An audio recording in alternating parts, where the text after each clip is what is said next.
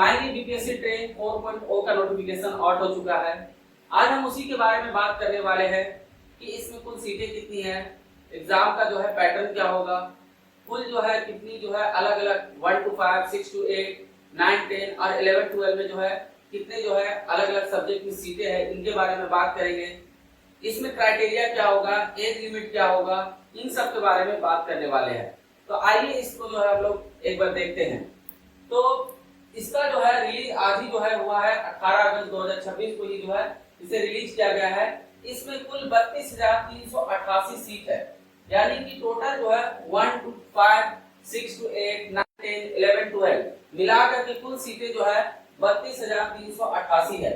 इसमें जो है ग्रुप यहाँ पे बताई है, यहाँ 1 to 5 जो है सीटें बताई गई है। तो अगर आप ध्यान दीजिएगा तो सामान्य के लिए जो है सीटें जो है 1310, तो कुल सीटें जो है इसमें जो है ना, बैकलॉग इन सब को मिला करके कुल सीटें जो है 3065 जो है सीटें जो है दिया गया है। इसके अलावा उर्दू के लिए जो है 757 सीट है और बांग्ला के लिए जो है 25 सीट है ना। और इस तरीके से कुल जो है इसमें जो है टोटल जो सीट है ना अलग अलग कैटेगरी में मिला करके कुल सीटों की संख्या जो है 3847 सीट जो है इसमें दिया गया है। ये 1 to 5 के लिए था। अब इसमें जो है वेतनमान भी जो है बता दिया गया है कि 25,000 एवं बेसिक सैलरी जो है 25,000 और राज्य सरकार द्वारा जो निर्मित निर्धारित अन्य भत्ते जो है वो भी जो है मिला करके जो है अलग अलग कैटेगरी के लिए अलग अलग सैलरी आएगा। ये जब आप जो है अलग से इसके लिए जो है वीडियो बनाएंगे कि सैलरी जो है इसमें क्या क्या जो है दिया जाता है। अब आगे अगर हम लोग देखें तो क्लास 6 to 8 के लिए जो है गणित एवं विज्ञान के लिए 88 है, समाज विज्ञान के लिए 190 सीट है और हिंदी के लिए 1096 सीट है ना। और उसी तरीके से जब आप नीचे आएंगे तो यहाँ पे नोटिफिकेशन में देखेंगे अंग्रेजी के लिए कुल जो सीटें हैं 1929, इंग्लिश में 1929 है, संस्कृत में जो 1225 सीट है और उर्दू में जो है 935 सीट है, यानी कि 6 to 8 के लिए कुल सीटों की संख्या 8563 है। इसमें अलग अलग कैटेगरीज वाइज भी जो है सीटों को यहाँ पे दिया गया है। इसके अलावा जो है बैकलॉग जो है उनकी भी जो है सीटें यहाँ पे दी गई है और इनको मिलाकर कुल सीटों की संख्या 8563। अब उसी तरीके से अगर आप नीचे आएंगे तो 9 और 10 के लिए जो है यहाँ पे सीटों की संख्या दी हुई है अलग अलग सब्जेक्ट के लिए।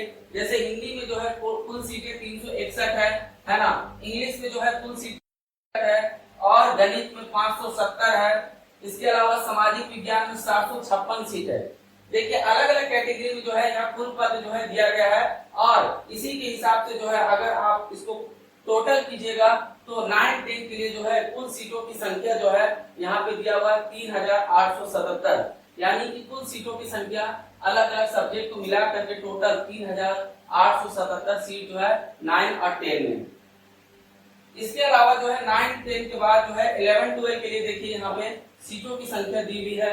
जैसे जंतु विज्ञान जो है इसमें 449 सीट है, वनस्पति विज्ञान में 1078 सीट है, रसायन शास्त्र यहाँ पे देखिए रसायन शास्त्र में जो है सीटों की संख्या बहुत ज्यादा है, 3695 सीट है। अभी तक हम लोग जितने पद देखे हैं उसके हिसाब से लगता है इसमें जो है सबसे ज्यादा सीट है ना। इसमें अगर आप देखिएगा तो जनरल में भी अच्छा खासा सीट है, इसके अलावा जो है ओबीसी, फिर एससी, एसटी इन सब में जो है अच्छा खासा सीट दिया गया है। तो रसायन शास्त्र में जो है सबसे ज्यादा सीट की संख्या है 3695। फिर गणित में कुल सीटों की संख्या 657 है, भौतिक शास्त्र में 1758 है, अर्थशास्त्र में 138 सीट है, भूगोल में 176 है, इतिहास में 608 सीट है, गृह विज्ञान में जो है 418 सीट है, संगीत में 736 सीट है और दर्शन शास्त्र में जो है ना 80 सीट है। इस तरीके से सारे सब्जेक्ट का आप जब सीट निकालिएगा तो इसमें जो है देखिए इंग्लिश में भी इसमें अच्छा खासा सीट है, 1321 सीट जो है इंग्लिश में दिया गया है और इसमें कुल सीटों की संख्या 16101 है, यानी कि 1 to 5, 6 to 8, 9, 10 है ना। इन सब को अगर देखिए टोटल 32,000 लगभग सीट है, इनमें 16,000 सीट जो है सिर्फ 11, 12 में, यानी कि 11, 12 जो है आमतौर पे उसमें जो है सीट की संख्या सबसे ज्यादा है। अब यहाँ पे जो है श्रेणी के अलावा नीचे हम लोग आएंगे तो देखिए इसमें जो है आमतौर पे क्या क्या जो है क्राइटेरिया होना चाहिए। आइए अब हम लोग जो है क्राइटेरिया के बारे में बात कर ले। तो इसमें पहला जो क्राइटेरिया है कि वो भारत का नागरिक होना चाहिए, यानी कि आप किसी भी स्टेट से है इस फॉर्म को जो है अप्लाई कर सकते हैं। लेकिन आपको जो है जो ओबीसी एससी एसटी जो है आप उसमें जो है अप्लाई नहीं कर सकते, आप सिर्फ जो है जनरल कैटेगरी में जो है दूसरे स्टेट वाले जो है अप्लाई कर सकते हैं। इसके अलावा जो है आपका यहाँ पे दिया हुआ है कि बीएड तो होना ही चाहिए। साथ साथ में जो है यहाँ पे जो है क्लियर कर दिया है कि अगर जो 1 to 5 के लिए जो अप्लाई कर रहे हैं है ना, उनको जो है सीटेट पेपर 1 या बीटेट पेपर 1 जो है क्वालिफाई होना चाहिए। अगर आप सीटेट पेपर 1 और बीटेट पेपर 1 इन दोनों में से कोई भी जो है एग्जाम में क्वालिफाई है ना, तो आप इसमें जो है 1 to 5 के लिए अप्लाई कर सकते हैं।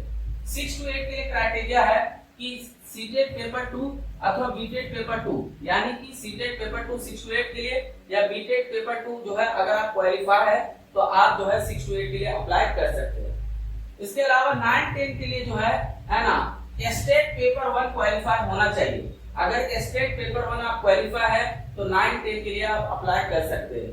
और 11 12 के लिए जो है स्टेट पेपर 2 में जो है उत्तीर्ण हो, है ना, यानी कि 11 12 में अगर आप जो है अप्लाई कर रहे हैं तो स्टेट पेपर 2 आपका क्वालिफाई होना चाहिए, तभी आप अप्लाई कर सकते हैं। तो ये यहाँ पे बताया गया है। अब आइए इसमें जो है कुछ बातों को जो है समझ ले। देखिए ये वैसे लोगों के लिए है जो स्टेट अभी जो एग्जाम निकला है ना, जो स्टेट एग्जाम निकला अगर आप उसमें अप्लाई कर रहे हैं तो आप जो है बीपीएससी ट्रेन 4.0 में भी अप्लाई कर सकते हैं कुछ क्राइटेरिया के साथ। तो देखिए इसमें क्राइटेरिया क्या बोल रहा है, वैसे अभ्यर्थी जो शैक्षणिक योग्यता धारित करते हो एवं शिक्षक प्रशिक्षण पूरा कर लिए हो, यानी बीएड आप अगर पूरा कर लिए हो और स्टेट 2026 में सम्मिलित होने वाले वे भी जो है विद्यालय अध्यापक के पद पर नियुक्ति हेतु आवेदन दे सकेंगे। यानी कि जो आमतौर पे स्टेट पेपर 1 दे रहे हैं या पेपर 2 दे रहे हैं और अगर वो चाहते हैं कि बीपीएससी ट्रेन 4.0 में अपियर होना, वो भी अपियर हो सकते हैं, लेकिन कुछ शर्त के साथ। क्या शर्त है? बशर्ते उन्हें प्रारंभिक परीक्षा से पूर्व माध्यमिक शिक्षक पात्रता परीक्षा उत्तीर्ण होना आवश्यक है। अब यहाँ पे देखिए एक बात क्लैरिफाई कर दिया, प्रारंभिक परीक्षा यानी कि पेपर जो है पीटी प्लस मेंस दोनों एग्जाम होंगे, ठीक है। तो पीटी जो है आमतौर पे उससे पहले आपको जो है इसमें उत्तीर्ण होना होगा और उत्तीर्ण नहीं होने की स्थिति में प्रारंभिक परीक्षा हेतु एडमिट कार्ड जारी नहीं किया जाएगा। अगर आप उत्तीर्ण नहीं है तो पीटी के लिए जो है आपका एडमिट कार्ड जारी नहीं होगा। तो अगर जो जिनको कॉन्फिडेंस है या जिनको लगता है कि हम कर सकते हैं, स्टेट भी कर लेंगे क्लियर, तो आप जो है बीपीएससी ट्रेन 4.0 में भी अप्लाई कीजिए, है ना। उसमें जो है आपका कॉलम बना हुआ आएगा कि पास है या अपियरिंग है, तो आपको अपियरिंग करना होगा। अब इसमें जो है ना और कुछ बातें जो है दी हुई है ना, तो उसको जो है समझ लेते हैं। अब इसमें जो है क्राइटेरिया जो नॉर्मली क्राइटेरिया रहता है कि विद्यालय अध्यापक 1 to 5 के लिए जो है न्यूनतम 50 अंक के साथ जो है आपका जो है ना माध्यमिक अथवा इसके समकक्ष तथा प्रारंभिक शिक्षा में आपका डिप्लोमा यानी कि जो है डीएलएड ये सब जो है आप अगर है और आप जो है उच्चतर माध्यमिक यानी कि 12 जो है पास है, तो आप जो है 1 to 5 के लिए जो है एलिजिबल है। यानी कि अब नीचे आएंगे, है ना, नीचे जो है यहाँ पे जो है 1 to 5 के अलावा अगर देखिए 6 to 8 के लिए जो है स्नातक कोटि, है ना, 6 to 8 के लिए जो है विद्यालय अध्यापक के विषयवार निम्न पद होंगे।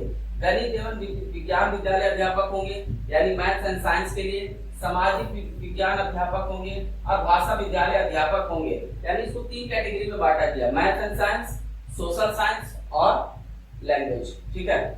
6 to 8 के लिए भी जो है अगर आप देखिए अप्लाई कर रहे हैं, है ना, तो उसमें जो है आपका जो है क्या होना चाहिए, चाहे तो आपका स्नातक या स्नातकोत्तर जो है होना चाहिए, उसमें 50% जो है मिनिमम होना चाहिए। इसके अलावा जो है आपका बीएड होना चाहिए। और भी कुछ क्राइटेरिया है, अगर इनमें से कोई भी एक क्राइटेरिया है अथवा करके दिया हुआ है, अगर इनमें से कोई एक क्राइटेरिया है तो आप अप्लाई कर सकते हैं, ठीक है। 9 10 के लिए उसी तरीके से क्राइटेरिया जो है यहाँ पे देखिएगा दिया हुआ है, आप इसको देख सकते हैं, है ना। अलग अलग जो है सब्जेक्ट के लिए जो है अलग अलग जो है रूल रेगुलेशन है, जैसे कि न्यूनतम 50% अंकों के साथ किसी मान्यता प्राप्त विश्वविद्यालय से स्नातक उपाधि आपको 9 10 के लिए चाहिए। इसके अलावा जो है आपको जो है ना बीएड चाहिए, है ना। और ये दोनों के साथ जो है आपको तो बता ही चुके हैं कि स्टेट का जो है स्टेट पेपर 1 का जो है सर्टिफिकेट साथ साथ में आपको देना होगा, तभी जो है आप 9th 10th के लिए जो है अप्लाई कर सकते हैं। 11th 12th के लिए भी जो है आपका जो है मास्टर डिग्री चाहिए, साथ साथ में बीएड चाहिए और स्टेट पेपर 2 चाहिए, ठीक है। तो ये था कि आपको जो है एलिजिबिलिटी क्राइटेरिया था।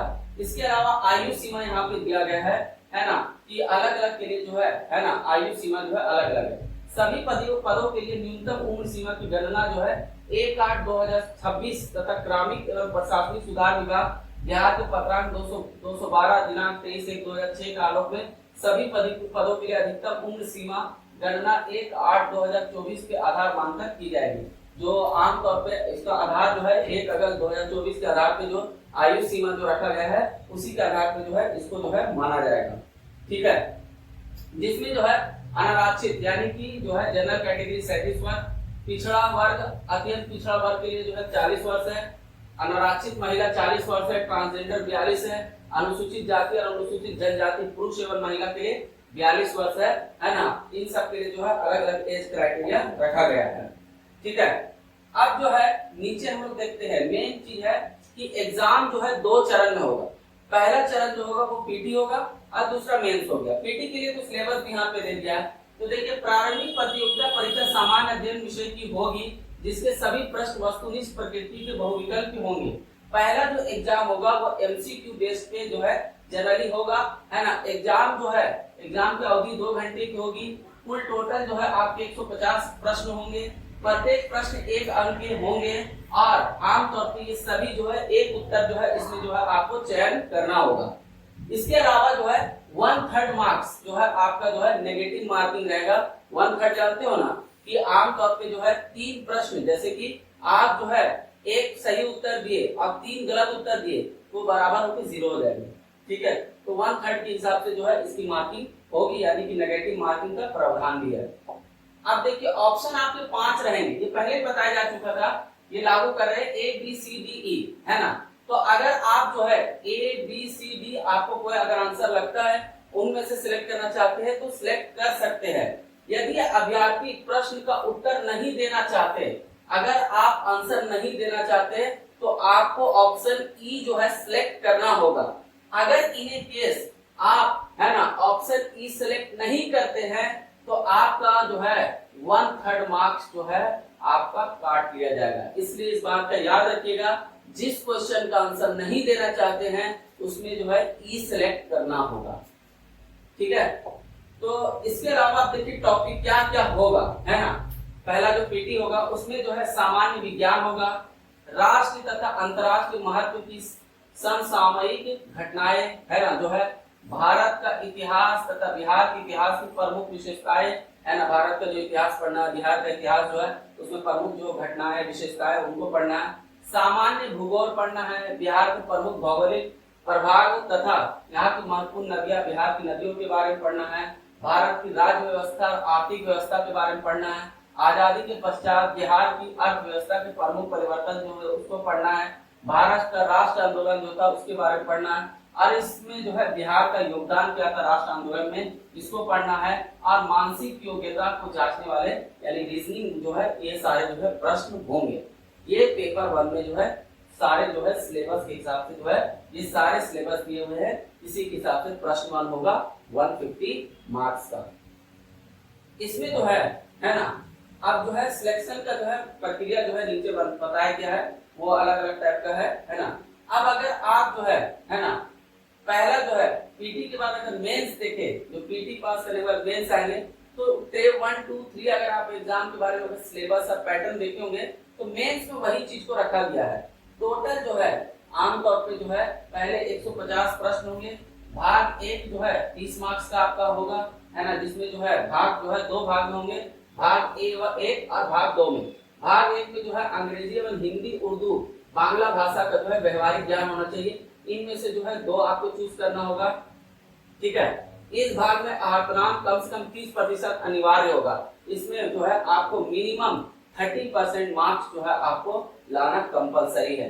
भाग 2 में जो है इसको 2 कैटेगरी में बांटा गया। एक है सामान्य अध्ययन, है ना, इसमें जो है प्राथमिक गणित, मानसिक क्षमता परीक्षण, है ना, सामान्य जागरूकता, सामान्य विज्ञान, ये सारे क्वेश्चन होंगे। और बाकी जो है आपका जो है बच गया जो है ना, वो आपके सब्जेक्ट से जो है सारे प्रश्न होंगे। ये सारे सब्जेक्ट में जो है 80 मार्क्स का जो है आपका यहाँ पे देखिए पूरा डिटेल से दिया हुआ है ना। 30 मार्क्स जो है आपका भाग 1 में जो है, फिर भाग 2 में 40 मार्क्स जो बताए गए हैं, है ना। और भाग 3 में जो है आपका जो है विषय पत्र के लिए उम्मीदवार इन पत्रों किसी एक पत्र का, यानी कि गणित एवं विज्ञान, सामाजिक विज्ञान, हिंदी, उर्दू, संस्कृत, अंग्रेजी, जो भी आपका सब्जेक्ट है वो जो है आपका 80 मार्क्स का एग्जाम होगा। भाग 2 जो है 40 मार्क्स का होगा, जिसमें जनरल नॉलेज के क्वेश्चंस रहेंगे। ये सारे जो है सिलेबस जो है यहाँ पे दिए हुए हैं, है ना, आप देख सकते हैं। इसका जो है नोटिफिकेशन का पीडीएफ है ना, हम जो है चैनल में ही जो है अपलोड करवा देंगे। अब जो है हम लोग देखेंगे कि फॉर्म फिलअप कब से होगा, है ना, इसमें जो है उस चीज को जो है समझने की कोशिश करेंगे, ठीक है। तो ऐसे भी इसके लिए अलग जो है नोटिफिकेशन जो है दिया गया था कि फॉर्म फिलअप कब से होगा। तो देखिए फॉर्म को जो है भुगतान प्रारंभ करने की तिथि जो दी हुई है 1/9/2026 से जो है भुगतान आप कर सकते हैं, और इसकी अंतिम तिथि जो है 29/9/2026 होगी। और ऑनलाइन आवेदन कब से शुरू होगा, 1 सितंबर 2026 से शुरू होगा, और ऑनलाइन आवेदन भरने की अंतिम तिथि कब होगी, 30 सितंबर 2026 जो है आपका जो है ऑनलाइन भरने की तिथि होगी। तो ये सारी बातें जो है आ गई है कि आप जो है किस तरीके से जो है आमतौर पे फॉर्म भरेंगे। इसके लिए सबसे पहले ओटीआर आपको करना होगा, 1 टाइम रजिस्ट्रेशन। उसके बाद जो है आप जो है फॉर्म के लिए अप्लाई कर सकते हैं, है ना। इसको जो है डिजी लॉकर से जोड़ा जाएगा ओटीआर को। ये कैसे जोड़ा जाएगा इसके लिए जो है मैं अलग से जो है वीडियो बना दूंगा, ठीक है।